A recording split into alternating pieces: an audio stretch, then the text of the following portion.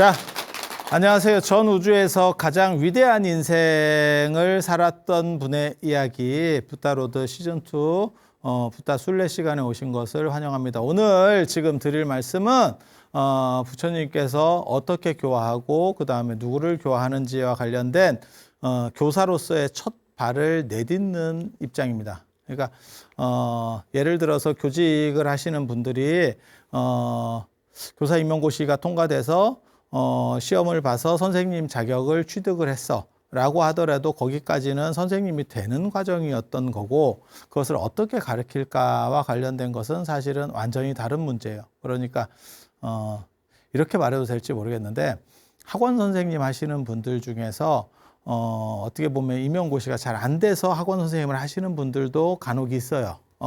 그런데 막상 가르치는 능력으로만 보면 학원 선생님 훨씬 더 잘 가르치는 경우도 굉장히 비일비재합니다. 그래서 그렇게 갈 수 있는 거죠. 그러니까 이거는 많이 아느냐의 문제가 아니고, 그리고 똑같아요. 이런 설명 같은 걸 시켜도 전문 지식이 많다 그래서 설명을 잘하느냐? 그렇지 않습니다. 유효적절하게 그 사람이 알아듣기 좋게 할 수 있느냐에 대한 문제예요. 그래서 부처님께서 당신께서 깨달음을 얻으셨지만 그것이 다른 사람에게 전파될 수 있느냐? 그리고 그 전파된 것이 또 다른 전파가 될 수 있느냐? 그러니까 나를 복제해서 나랑 비슷한 조건들을 그 사람에게 줄 수 있느냐? 그리고 그 사람이 또 다른 사람에게 줄 수 있느냐? 아니면 나만 될 수 있느냐? 그러니까 첫 번째 조건은 나만 되고 아무도 될 수 없는 거야. 그거는 사실 의미가 없습니다. 그거는 특이한 사람인 거예요. 예를 들어서 무슨 나는 2m 50까지 컸어요. 그러면 우리가 볼 때 야, 참 진기하구만 이러지, 그거를 아무도 대단하게 보지 않아. 설령 하늘을 나르는 사람이 있다고 하더라도 그 사람만 된다면 그것은 의미가 없어요. 왜? 그래, 많이 날러라. 다음 생에 새 되겠다. 너 완전 새 됐다. 이러면 끝이에요. 왜? 그게 나에게 영향을 미칠 수 없기 때문에. 그리고 그게 이제 한 가지. 그래서 이런 것들을 가지고 착각을 일으키면 안 돼요. 기독교라든지 아니면 무속인들 중에서 그걸 주장하시는 분들이 되게 많아. 그리고 사실 불교 쪽에도 이렇게 깨달음을 얘기하시는 분들이 있어. 나는 됐고 너네는 안 돼. 그러면 그게 뭔 필요가 있는데? 뭔 필요가 있어? 아무 필요가 없어. 그래서 세상을 바꿀 수 있느냐는 그것이 전파되느냐에 대한 부분이에요. 그러니까 교육자들 중에서 굉장히 대단하고 능력 있고 머리 좋은 분들도 있어. 하지만 실제로 가장 우리가 어떻게 보면 한국 사회를 이끌어나가는 교육은 공교육입니다. 공교육. 공교육이 그렇게 대단합니까? 그렇지 않죠. 그러니까 어떻게 보면 학원을 다니는 거고 또 다른 공부들을 하는 거죠. 하지만 공교육이라는 건 보편성을 가지고 있잖아. 그 힘을 부정할 수는 없습니다. 그와 마찬가지로 내가 됐다라고 하는 거 말고 그것이 전파될 수 있느냐에 대한 부분, 그리고 그게 전파가 되는 걸로 끝이 아니고 나만 전파시킬 수 있는 게 아니고 그 자체 전파가 되느냐. 그러니까 이렇게 말해도 될지 모르겠는데 약간 다단계 피라미드처럼 이렇게 확산될 수 있느냐라고 하면 대박입니다.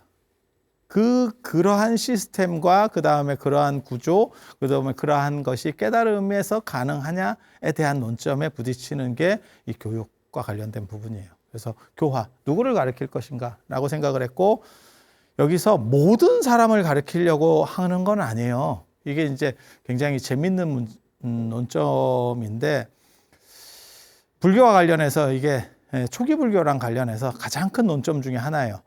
인간은 평등하냐? 아니면 차등을 둘 수 있느냐?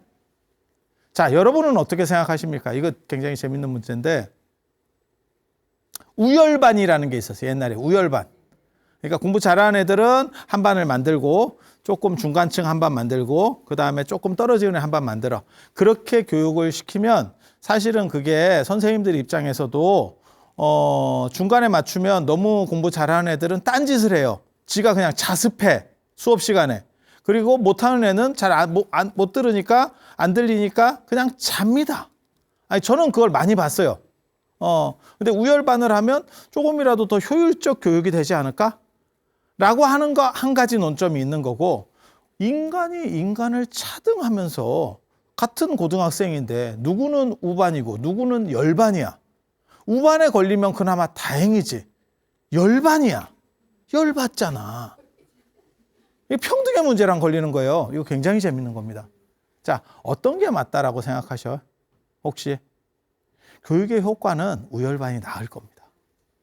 하지만 그게 인간을 판단해서 그것도 아주 크고 결론이 난 사람도 아니고 이제 커가는 애들을 판단해서 우열반을 나눈다는 것은 인간의 존엄성에 대해서 문제 제기를 할 수 있는 부분이죠. 이게 답 내기 쉽지 않아요? 그런데 부처님은 사실은 우열반이에요. 그래서 초전법륜과 관련해서 범천권청이라는 얘기가 나오잖아요. 범천이 그러니까는 브라흐만 신이 부처님에게 이제 가르침을 이렇게 권유할 때 좀 가르쳐 주세요라고 할 때 연꽃은 맨 위에서 부처님이 필요 없는 분도 있다는 거예요. 세상에는 충분히 잘 살 수 있어. 그리고 부처님이 아니라 누가 나와도 상태 안 좋은 메롱이 있대. 뭐 사이코패스야. 뭐 이런 뭐 방법이 없는 거예요. 그게 교육제도의 문제에서 벗어나는 사람들이 있는 거예요. 그리고 중간층에 있는 대다수의 사람들에게는 부처님의 가르침이 필요합니다. 이렇게 얘기하고 이게 이제 비슷한 논점의 이야기가 사실은 저 아함경에서도 나와요. 그래서 모든 대상을 교육의 기본 전제 조건으로 깐 것 같지는 않아. 근데 이게 동아시아로 오면 굉장한 문제가 되거든요. 동아시아는 신분제는 있었지만 그 신분제가 혈통으로 내려가는 고유한 것이 아니에요. 그러니까 예를 들어서 이성계를 생각해봐. 이성계가 무슨 뭐 대단한 왕족이야. 뭐야. 아무것도 아니야. 북방에서 어떻게 보면 북방 군벌로 있었던 분이야. 그러다가 이렇게 해서 왕이 됐네? 이게 이제 동아시아 룰이기 때문에 동아시아는 맹자에도 나와. 왕후장상의 씨가 따로 있나. 천명은 미상이야. 하늘이 누구를 선택하는 거는 정해져 있는 게 아니야. 그러니까 너를 선택하면 너가 왕이 되는 거야. 그러면 나는 그 천명을 받기 위해서 잘 이렇게 딸랑딸랑 해야지. 그게 덕을 쌓으라 라고 말하는 거거든요. 그게 그러면 나한테 마치 번개가 하늘에서 치는데 그 번개는 어디로 떨어지느냐? 높은 쪽에 금속으로 떨어진다. 그게 덕을 쌓으면 그게 나에게 임하는 거고 나에게 그 기운이 임재하면 나는 왕이 되는 거야.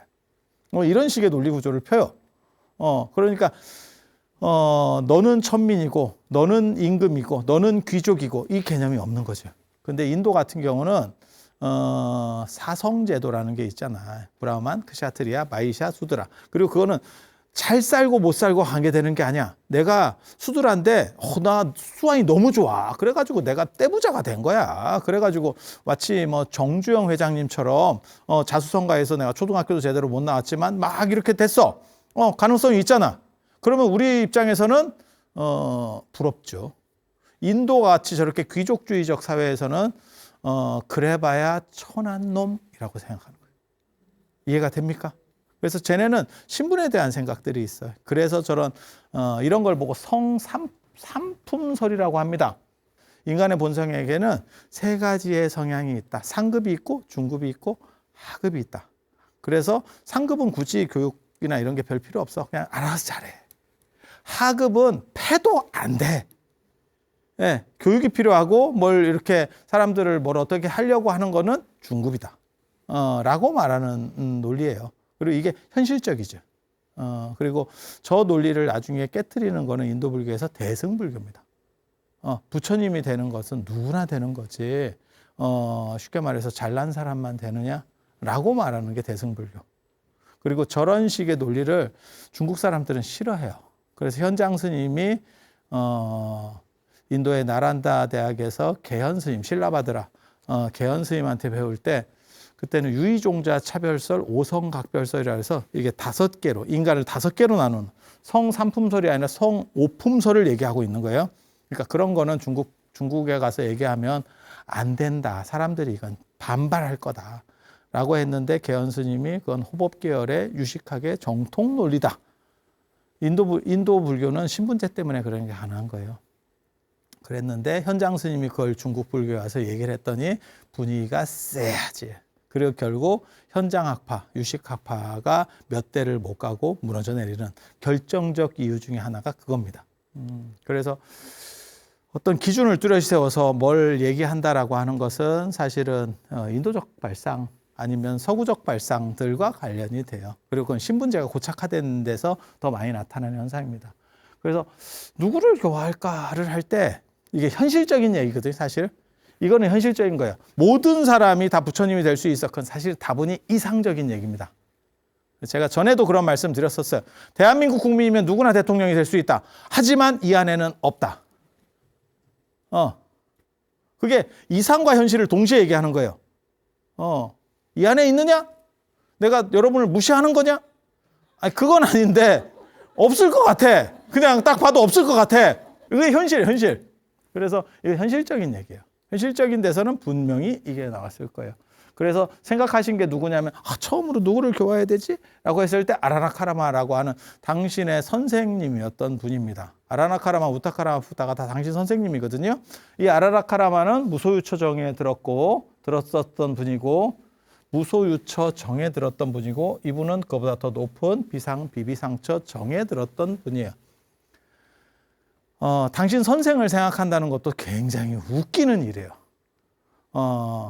내가 깨달음을 얻었는데 누구와 제일 잘 알아들을까?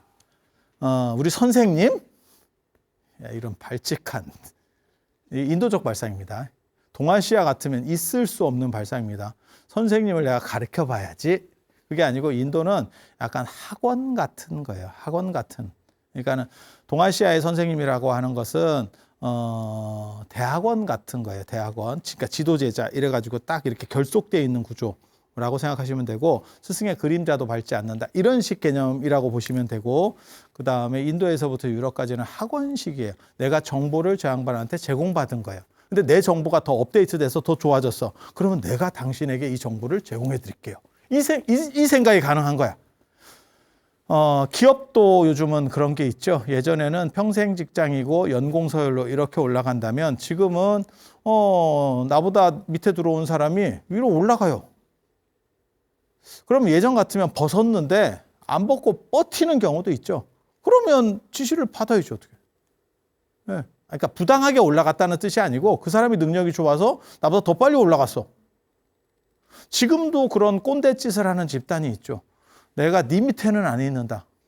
그래서 인도는 자기 선생님이라도 이 양반이 거의 다 왔는데 요 생각을 못 했네. 내가 만약에 수학자야. 그래서 이 선생님이 그걸 못 풀어. 난제야. 내가 그걸 풀어냈어. 그럼 선생님 이거 보세요. 이렇게 풀면 풀려요. 이러면 선생님이 그래? 이러면서 기뻐한다는 지금 그 얘기거든. 아라라카라마를 생각했는데 아라라카라마가 죽었답니다. 그 다음에 생각한 게 우타카라마부타. 이거 굉장히 중요한 겁니다. 우타카라마부타가 더 높은 단계에 있었던 분이에요. 그러니까는 식무변처정, 공무변처정, 공무변처, 식무변처, 무소유처, 비비상처거든요. 이게 어떤 명상의 단계예요, 단계. 요 밑에 사선이라 그래서 초선, 1선, 2선, 3선, 4선 이렇게 있어. 그래서 요거 이렇게 8단계가 있거든요. 8단계. 그래서 요 분은 요 무소유처정에 있었던 분이고, 요 분은 여기까지 올라갔던 분이에요. 여기까지 올라갔던 분이에요. 그래서 요 양반한테 얘기할까를 한 거예요. 근데 되게 재밌는 거는 왜 처음부터 이 사람을 생각하지 않았느냐예요. 이거는 여기에 있는 게 부처님의 깨달음이 뭔지는 몰라. 근데 여기에 있는 게 더 가까운 근사치에 있었던 거예요. 이 사람보다 오히려. 그러니까 높이 있었던 게 중요한 게 아닌 거야. 그래서 이 사람이 안 되니까 이 사람을 생각했는데 이 사람도 죽었더래. 명상을 딱 해서 관법으로 딱 보니까 가셨더래. 못 기다리고. 그래서 꿩 대신 닭으로 선택한 게 오비구입니다. 오비구. 그래서 이게 선과 정의 문제라고 하는 거예요. 이건 선이라고 하는 거고 이건 정이라고 하는 거거든요. 이건 정.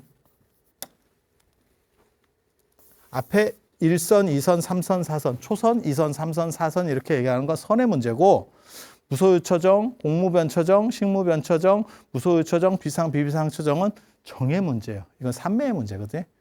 논점이 달라요. 그리고 부처님은 나중에 열반하실 때 보면 사선에서 돌아가셔요. 사선에서 열반하셨다라고 나오거든요. 대승불교에서는 뭐라고 얘기하냐면 1, 2, 3, 4, 5, 6, 7, 8 이 위에 플러스 알파로 9번째 부처님이 계신 거 아니냐? 이렇게 생각하는 거야. 그래서 거기를 멸진정, 멸수상정이라고 합니다. 멸진정, 멸수상정. 수상이 없어진다 그래서 이게 멸수상정이라고 그래. 그거를 구차재정이라고 그래. 차례로 등급으로. 근데 이게 이렇게 등급으로 그 다음 단계 요게 좋다라고 말하는 생각은 진짜 단순한 생각이에요. 깨달음이라고 하는 것은 더 발전되면 그 다음에 10단계 나오겠네. 이제 이렇게 가는 거거든요. 저렇게 되면 논리가 끊어지는 게 아니고 무한 반복됩니다. 마치 과학처럼 10단계 나오면 그 다음에 11단계, 그 다음에 12단계. 뭐 장난해 지금? 이렇게 가는 거예요. 그래서 부처님은 요 사선과 관련된 이 선과 관련된 어떠한 얘기가 나와요. 자꾸 그런 걸로 봐서 왜 우타카나마 부타가 더 높게 있었는데 아라라카라마인 무소유처정에 들어있는 아라라카라마를 먼저 생각했느냐? 이게 사선과 가까워. 그래서 아마 그랬을 것이다. 부처님께서 열반하실 때를 보면 저 위에까지 쭉 올라갔다가 내려와서 다시 사선에서 열반하신다라는 대목이 나오거든요. 그래서 당신의 깨달음이 일반적인 그 당시의 인도의 선정 문화하고는 약간 달랐을 것이다라는 걸 추정해 볼 수 있는 대목입니다. 이제 이 오비구가 어딨나 이렇게 해서 탁 신통으로 보니까 바라나시의 녹야원을 인도말로 사르나트라 그래요. 사슴동산에 있대. 이게 어디냐면 부타가야로부터 한 320km 떨어져 있어요. 안 놀래는구나. 걸어가야 된다고. 320km. 이런 느낌. 320km. 보통 일 아니죠. 그리고 이 바라나시라고 하는 게 그 당시 도시국가, 카시국의 수도였었고, 이게 무역 도시예요. 그 도시에서 이 녹야원은 어디냐면 한 6km 정도 떨어진 데 있어. 그러니까는 우리식으로 그냥 말하면 서울에서 뭐 남한산성, 뭐 예를 들면 북한산성, 뭐 이런 식으로 약간 떨어져 있어요. 외곽 쪽에. 이해가 되시죠? 그러니까 바라나시가 사르나트가 아니야. 여기에 부속된 또 다른 동네. 예. 이해가 되시겠죠? 그렇게 되는 거예요. 그렇게. 거기까지 가야 되는 거예요. 그러니까 여기까지가 한 320km, 여기서부터 다시 여기까지가 한 6km. 그러니까 거기 이제 걸어가시면서 며칠이 걸렸을 거 아니에요. 그걸 걸어서 계속 가야 되니까. 뭐 우리나라 같이 힘들지는 않아. 왜? 인도는 평야지대니까. 산이 훨씬 힘들죠. 우리는 롤러코스터고 이게 이렇게 가야 되는 거고 여기는 이거니까 상대적으로는 해도 320km면 만만치는 않죠. 만만치 않죠. 그래서 그거를 이제 걸어가시다가 이 우파카라는 사람을 만납니다. 수행자입니다. 수행자. 이 우파카에 대해서 어떻게 보면 가장 주목한 한국인이 절 거예요. 난 처음에 저 대목을 읽고 너무너무 웃겼어. 야, 이게 왜 살아남아 있지? 이 기록이 왜 살아남아 있지? 라고 하는 거고, 이 우파카가 사분율 32권에도 나오고 5분율 15권에도 나오고 빨리율 대품 마하바카입니다. 저게 마하바카에서도 저 얘기가 나와. 우파카가 등장을 해. 근데 뭐냐면 얘기인즉슨 간단해요. 부처님이 처음으로 저 사람을 만난 거예요. 저 수행자를 만난 거예요. 지나가시다가. 그러니까 너무너무 대단해 보이시는데요. 이랬더니 어떻게 배웠고? 스승님은 누구고? 이랬더니 나는 혼자 깨달았다. 이렇게 얘기를 해요. 그래서 내가 최고야? 이렇게 얘기하니까 저 수행자가, 그럴 수도 있겠군요. 이러면서 간단하고 하는 대목이거든. 교화 실패입니다. 첫 만나자마자 교화 실패! 이걸 왜 기록을 하노? 아니, 설령 있을 수는 있어. 아니, 저는 이거를 굉장한 사실적 기록으로 봐요. 왜? 당신이 6년 동안 고행했기 때문에 세상 좀 약간 어두워졌지. 감이 떨어지지. 그러니까 저 같은 경우도 뭐 쉽게 말해서 뭐 유튜브도 보고 그 다음에 인터넷도 하고 이러니까 뭐 세상 정세도 알고 뭐 이러니까 이런저런 얘기를 맞춰서 하잖아. 근데 제가 어떤 산속 절에서 한 10년 정도 TV도 안 나오고 인터넷도 없는 그런 데서 수행만 하다가 나왔다고 생각해봐. 그럼 비유를 들면 뭐가 나오냐면 뭐 박정희 대통령 때 이승만이 뭐 이런 거 나오면 아니 뭐 틀린 건 아닌데 이게 묵은 비유를 현실에 딱딱 안 맞는 브리치가 일어날 수 있는 거고 혼자서 당신이 지금 깨달음을 얻었어. 그럼 자신감이 막 충만하단 말이야. 그러니까 세상을 다 얻은 것 같아. 그러니까 상대에 대한 배려가 좀 부족한 거지. 내가 맞다니까? 부터 시작하는 거야. 근데 상대 입장에서는 오? 거기서 만약에 그래요? 이러면서 제자가 됐으면 1호 제자입니다. 1호 제자. 근데 이 양반이 약간 냉소적으로 그래요? 가불. 그래서 부처님께 뭐라고 우파카가 얘기하냐면 부처님 빛이 다르고 그 얘기는 오비구 때도 나와요. 그러니까 뭔가 이렇게 아우라가 다른 거야. 장광상이라 그래서 30 이상에 보면 부처님이 한 3m 정도 되는 이렇게 후광 라인이 쫙 있어요. 이렇게 뭔가 이렇게 에너지 장 같은 게 있어. 포스가 남다른 거지. 그리고 뭔가 좀 다른데요. 당신은 어떤 걸 배웠고 당신 선생님은 누굽니까? 라고 물어봐. 그러니까 관심이 있는 거지. 누가 뭐 예를 들어서 공부도 잘하고 그래. 어느 학원 댕기냐? 이거랑 똑같은 얘기지. 그랬더니 나 독학이야. 지금 이렇게 얘기하는 대목이거든.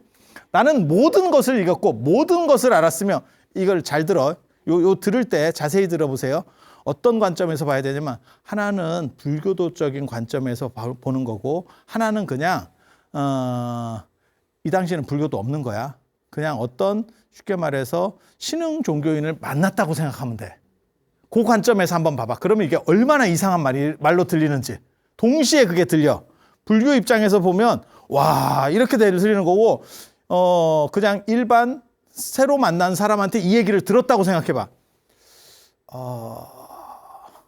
좀 이상한 거 아닌가? 이런 느낌으로 들린다. 내 말이 맞나 틀리나 봐봐.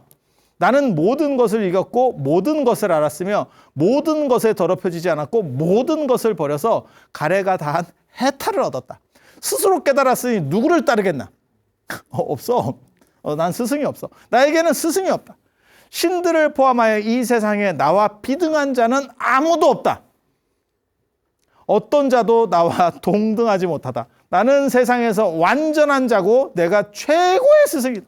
나는 홀로 모든 것을 깨달아 적정한 경지에 이르렀고 열반을 얻었다.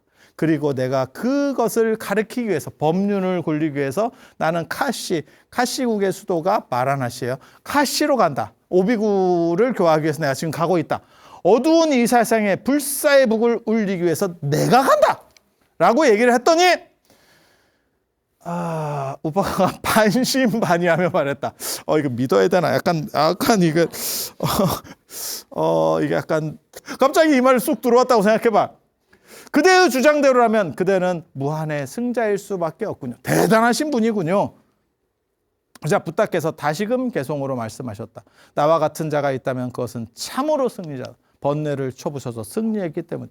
우파카야 모든 잘못된 법을 나는 부쉈으니 진실로 나는 승리자 찐하다 라고 얘기를 합니다. 그랬더니 우파카가 그럴 수도 있겠군요 하고 갑니다. 이게 밑도 끝도 없이 좀 설명을 하면서 얘기를 들어가야지. 그러니까 당신이 진짜 수행자 생활을 오래 혼자 하셨던 것 같아. 지금 대화가 잘 안 돼요. 일반인과 대화가 잘 안 돼. 제가 예를 들어서 카페 같은 데서 다 커피를 다 이렇게 뽀대를 자꾸 딱 마시고 있어요. 어떤 분이 와가지고 스님은 어떤 걸 배우세요? 이랬더니 내가 이런 멘트를 날렸다고 쳐봐. 뜨거 하면서 갑니다. 이게 이해가 됩니까? 그러니까 이게 지금 상대에 대한 배려가 많이 부족한 상황임을 알 수 있어. 그리고 뭐가 있냐면 교리적인 거를 아직 제대로 준비가 안 돼 있나? 그래서 저는 무슨 생각을 하냐면 우파카의 교화에 실패하고 난 뒤에 사성제 팔정도 같은 구조적인 것들이 만들어졌을 것이다라고 생각해요. 그게 320km를 걸어가는 과정에서 얼마나 많은 생각을 했겠어. 내가 세상을 지금 깨달음을 얻어서 다 얻은 것 같아. 딱 이런데 우파카를 만났더니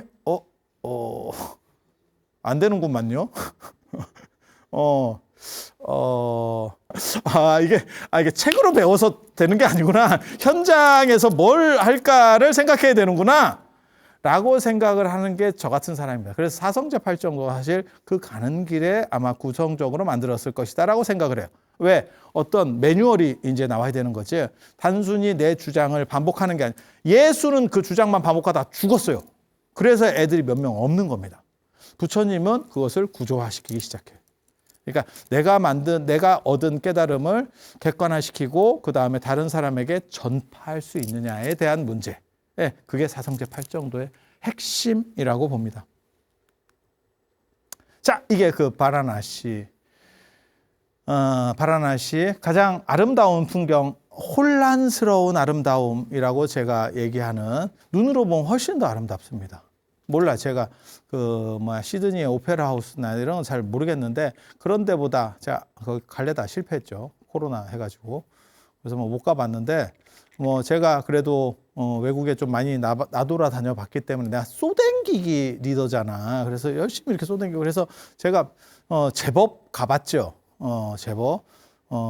그런데 대부분 아름답다라고 하는 데는 유럽이나 이런 데는 잘 정비가 어느 정도 되어 있는 것을 기본으로 합니다.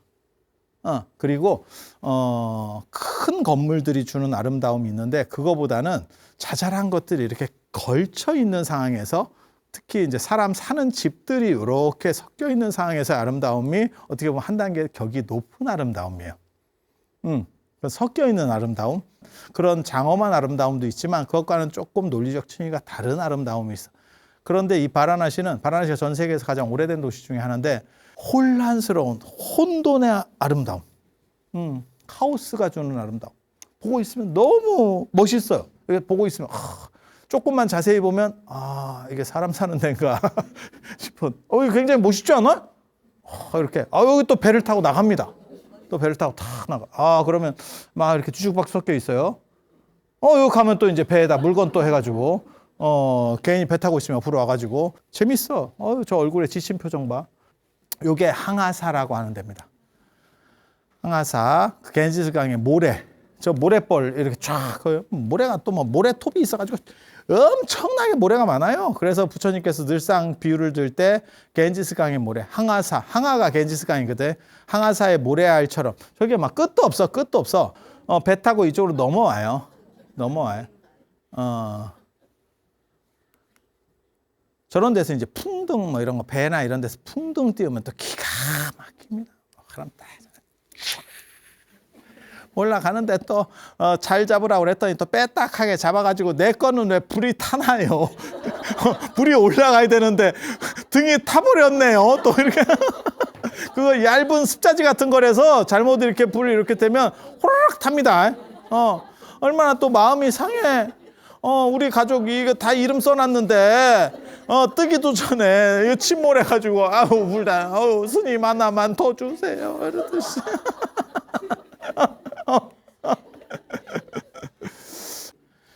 이게 그런 걸 준비하는 게 어려운 게 아니고 그거를 화물로 쉽게 말해서 비행기로 실어 가는 게 너무 힘들어요. 너무 힘들어. 네. 그래서 인도 겐지스 풍경이 아주 멋지다니까. 일출일모일 때 진짜 멋있어요. 특히 이게 노안들에게 더 멋진 풍경. 자세히 보면 너무 막 이상한 게 보이거든. 이렇게 딱 배 타고 이렇게 멋있잖아. 근데 이제 자세히 보면 이제 연기가 나오기 시작하죠. 뽀글뽀글. 그 장작덤이 있고요. 이거는 이제 노천화장. 저기에 가장 영험한 불의 신이 있어요. 그래서 그 꺼지지 않는 불이 있고 거기서 이렇게 불을 땡겨와서 화장을 해요. 그래서 장작 위에 이렇게 약간 미이라 같이 감아가지고 올려놓고 명정 같은 거 하나 덮고 이제 꼬실르죠. 그래서 이렇게 연기 나고 하면 이게 얼마 안 된 거예요. 저거 거의 다 끝난 거예요. 왜 여기가 이렇게 푹 파이냐면 거기에 이렇게 이제 태우면 재 같은 거 있잖아요. 그러면 그거를 명정으로 나중에 이렇게 긁어서 이쪽 바다로, 아니, 강으로다가 밀어 넣어 버려요. 그걸 반복하다 보면 땅이 약간 패이는 거예요. 그렇게. 여기 보면 지금 이제 쉬바신, 여기 이제 죽음을 기다리는 집, 여기 이제 죽을 때 거의 다 되신 분들이 여기서 돈 내고 여기서 이제 먹고 있으면서 우리식으로 말하면 약간 요양원 비슷하게 그렇게 있으면서 돌아가시면 아까 거기서 타는 거예요. 근데 그걸 계속 지켜보면서 기다려. 계속 그걸 보면서. 그러니까 인도 사람들의 어떻게 보면 어차피 이거는 낡은 옷이기 때문에 버리면 된다라고 하는 생각, 마치 이사 가기 전의 느낌처럼 우리식으로 말하면 관점이 좀 다른 겁니다. 여기 보면 이제 쉬바신 여기 나오죠. 이게 쉬바신. 이런 그림이에요. 그래서 여기 보면 머리에 이렇게 겐지스강. 원래 저 겐지스강이 저 인도 동쪽에 없었는데 사람들이 강이 없으니까 너무 살기가 힘든 거예요.